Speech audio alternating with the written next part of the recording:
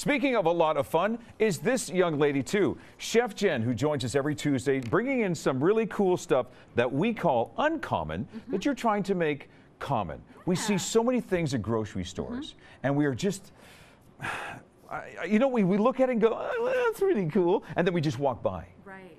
But you don't do that. I don't do that. I try to find some things that might challenge me a little bit, or things that I've heard about but never really worked with, or so some things out there that inspire some curiosity, but you're not quite sure what to do with.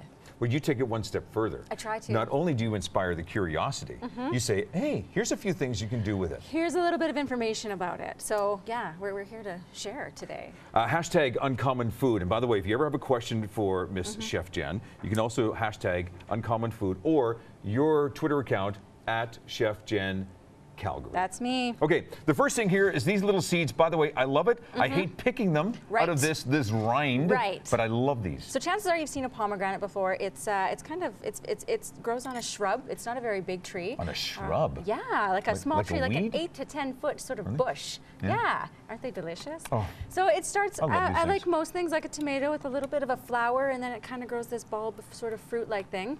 I find the biggest challenge with people is how do I get into it, and it's too much work.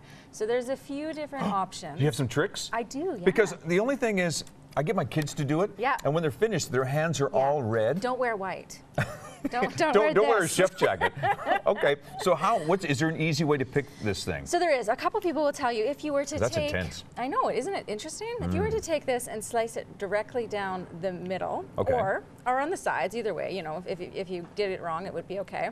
You would hold it over a bowl of water and hold your fingers as kind of a strainer. Okay, so hold this up again. Okay, so you're saying hold it sideways like this, okay, and then cut right down the middle. Yeah, cut down the middle, and you could hold it. Or you could cut this way, either or. Okay. It's forgiving. Hold it, make sure your fingers have a little bit of distance between them, and you would use the Don't cut your fingers. the back of a large spoon. This is certainly not going to be effective at all, but the back of a spoon. Hold it over a bowl of water, and you would whap it quite hard, and all of these seeds, you can hear it, would fall into the water, and the membrane would float to the top, the seeds would float to the bottom. Another way, though, if you don't want to beat up your pomegranate, and maybe you don't want the splashing everywhere, is to take, same thing, pomegranate. I like to cut off the top where the flower is, trim the base off, and you'll see on the pomegranate there's these natural lines. I'm showing you, but I'm going to show the camera now. There's these natural lines, so if you lightly scored them, it's about 6 pieces. Think of an orange in segments. You could actually peel them, like I have here, and pick out large chunks like this.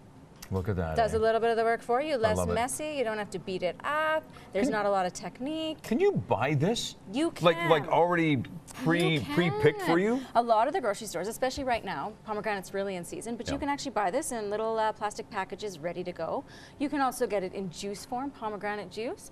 You can also buy things like pomegranate molasses, and they'll add a tangy sort of punch to meats and salad dressings. And oh yeah, put that on your turkey this year with black pepper. There's a ripened season. What's the best season to buy pomegranate? Ah, geez. You know what? Now's a really, really good season. They're kind of in season everywhere. We're so, you know, our world. No kidding, grow eh? things all the time. You're right. But you'll see them mostly now, and Canadians really like them around this time. So how do I know it's ripe?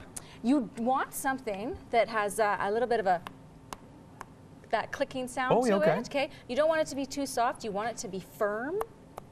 Yeah. So if I hear a little... It's got to be hollow. Okay. Oh, okay. Yeah. Like a watermelon? Yeah, kind of. It's got to have a little bit of weight, be hollow, and yeah, no bruising or denting or anything like that. Because if it's bruised, it means that the seeds inside have ruptured. So, and they're wrapped in that nice little watery membrane. Oh, I love them. Yeah, great on salads, delicious. We have about 90 seconds. You've also brought in something that... Puff pastry. Yeah, this is a big challenge for a lot of people. Forms. There's a special way to do it. It's a big skill, but you can also buy it before you go and take it on.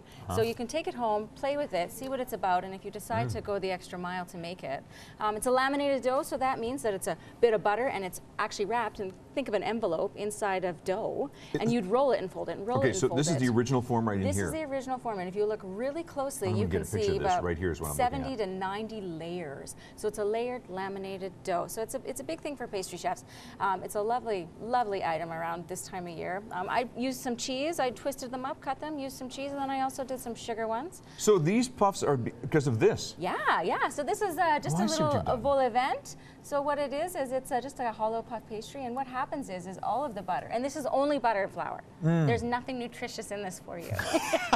So what? It's the season. Nothing's supposed to be nutritious. It's a bunch of layered butter in between floury sheets, and what happens is when you put that in the oven, there's fat and butter, there's water and butter, and there's milk solids. And the steam from the water actually starts to rise, and that's what creates these amazing, amazing layers. And that's what makes this so special. I love it. Pomegranates and puff pastry. Go ahead, one more thing. You were going to say? Eat it. Buy this. Eat Take it, buy it, home. enjoy it. Make it yourselves. Have fun. Cover it in honey and brown sugar. That's right. Chef Jen, always with some great stuff. Thank you very much. Thank you. A lot of other things are happening in and around our city, including, oh, get this, a evening of seasonal song. George Hale Academy of Music is presenting this annual Christmas concert. It is so much fun. It happens on December 6th. And if you'd like more information, 403-245-9545. Again, it's called An Evening of Seasonal Song. This is Trending on Shaw.